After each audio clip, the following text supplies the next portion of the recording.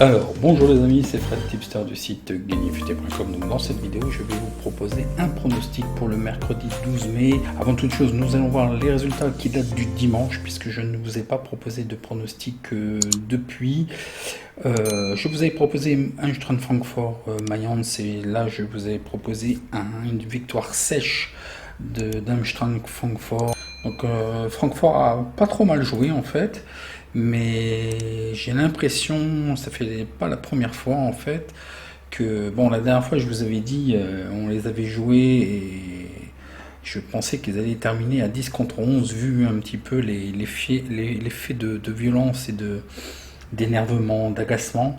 Donc là, non, ils n'ont pas été agacés et ça a joué. Le problème de cette équipe, me semble, c'est que lorsqu'ils sont menés, ils n'arrivent pas à revenir, quoi. Ça fait pas la première fois que j'observe ça sur cette équipe. Bon, c'est un pari perdant. Voyons voir le match suivant qui était West Ham Everton. Et là, je vous ai proposé un pari sécurisé, un match nul remboursé 6-1, victoire de West Ham. Donc là, bon, c'est malheureux, mais ils font une très mauvaise opération. West Ham s'éloigne des places en Ligue des Champions. Ils auraient pu faire une très bonne opération, mais à la vue du match, aucun tir cadré. Donc ça me semble difficile de pouvoir gagner ce match sans faire un tir cadré, hein. Donc voilà pour ce match. Donc voyons voir tout de suite, c'est l'avant-match futé du mercredi 12. Les résultats, on les a vus. Je viens de publier une vidéo unboxing, peut-être pour un futur partenaire pour des maillots de foot. J'attends de recevoir la marchandise pour vous dire honnêtement ce que j'en pense. Et puis je vous annonce un partenariat, mais j'y reviendrai. Un partenariat avec NetBet. Et oui, j'ai beaucoup refusé de partenariat. Et là, en fait, pour l'euro, ils vont nous accompagner. Ils nous font la gratification d'une offre de bienvenue. Et puis vous êtes nombreux, je vais vous en reparler plus bas parce qu'en fait je prends les codes de NetBet. Et puis vous êtes de plus en plus nombreux à me dire que vous ne recevez pas les notifications de YouTube, donc je remercie Nicolas, mais vous êtes pas, il n'est pas le seul. Donc je ne sais pas, pour moi l'algorithme de YouTube n'a pas changé.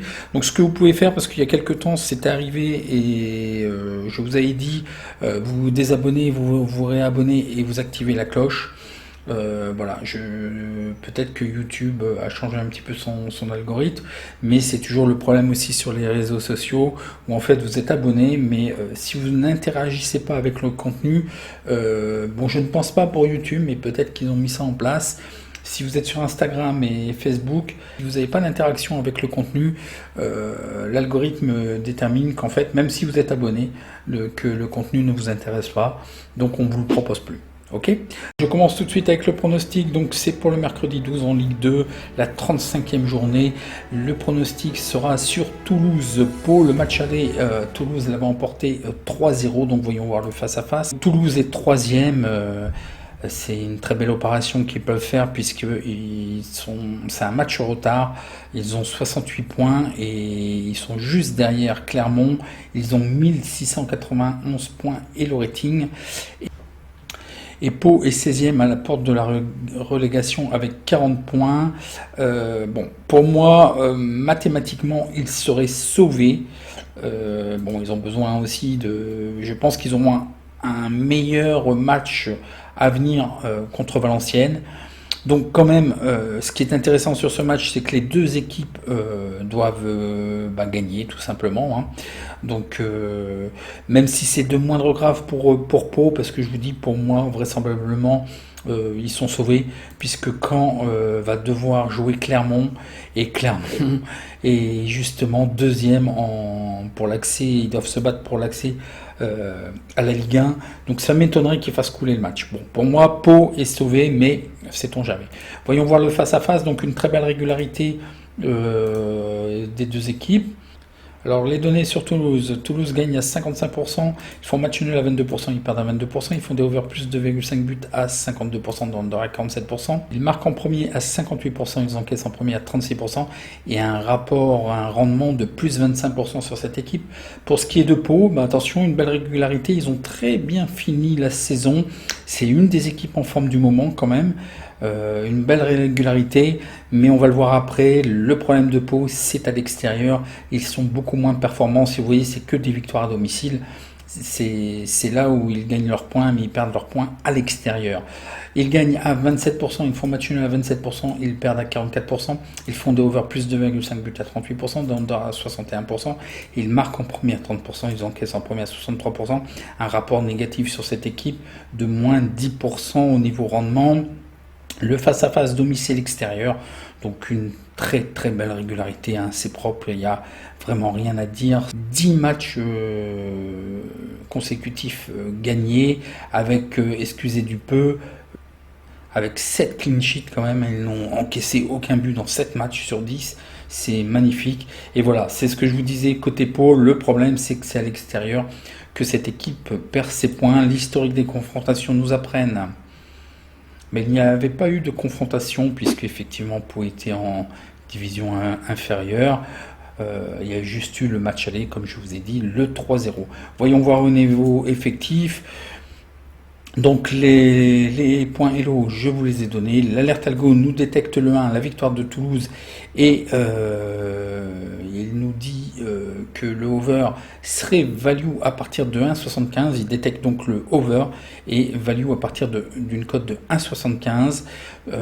Côté Toulouse, donc 2 joueurs absents et 1 joueur suspendu justement pour ce match qui datait en fait, hein, c'est un match en retard, donc rien de spécial. Côté Pau aussi, l'effectif vraisemblablement serait au complet, mis à part un défenseur.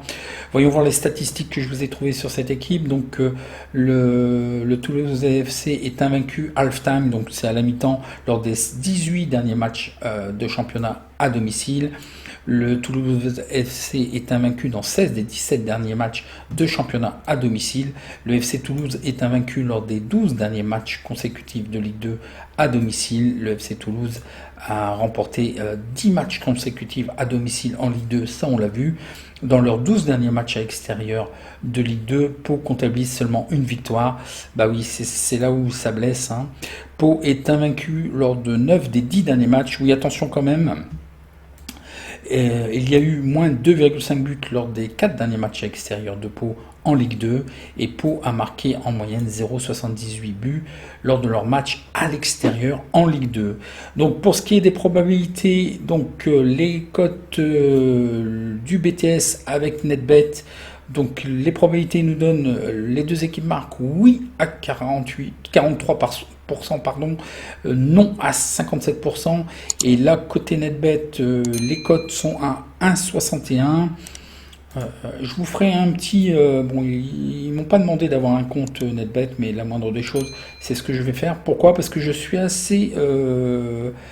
ça fait longtemps que je n'ai pas consulté ce bookmaker en fait, et bon, je n'ai jamais eu de problème. D'ailleurs, je vais vous faire un petit récap parce que j'étais client en 2012, j'ai trouvé des mails 2012, 2016, 2015 vraisemblablement.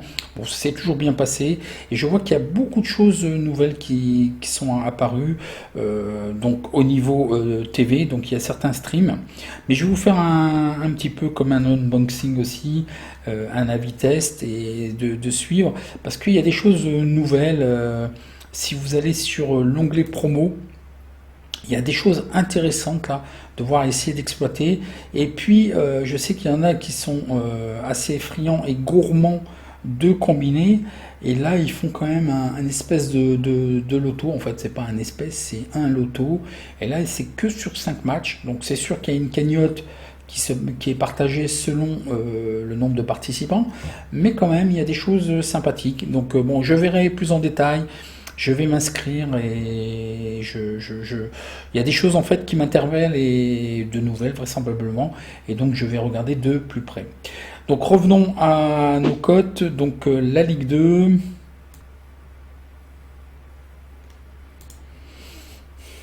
Donc les deux équipes marquent, hein, oui à 1,88 et non à 1,61. Et là, ce n'est pas value. Alors on va faire juste un petit, vite fait, un petit contrôle les deux équipements. Voilà, oui à 1,83 et non à 1,63, donc ça ne changera pas grand chose. Pour ce qui est des probabilités over-under, donc le over à 44%, le under à 56%. Donc les amis de chez NetBet nous donnent le over à plus 2,5 à 1,77 et le under à 1,70. Donc voyons voir si ça a évolué. 1,77 et 1,70, ça n'a pas évolué, donc désolé, ce n'est pas value. Les probabilités 1 et 2 nous donnent 67% pour la victoire de Toulouse, match nul à 23%, la victoire de Pau à 10%, score probable 3-0. Je pense qu'effectivement, il y aura encore une clean sheet, ce sera 2-0, 3-0. C'est un petit peu en plus le score maison, 3-0 du côté de Toulouse. Je pense que là ils vont se faire en plus plaisir, ils vont fêter ça, donc voilà. Alors NetBet nous propose la cote de 1,51 qui est value, qui est limite, mais j'ai vu en passant qu'elle avait voilà, un petit peu augmenté à 1,55, parce que en fait...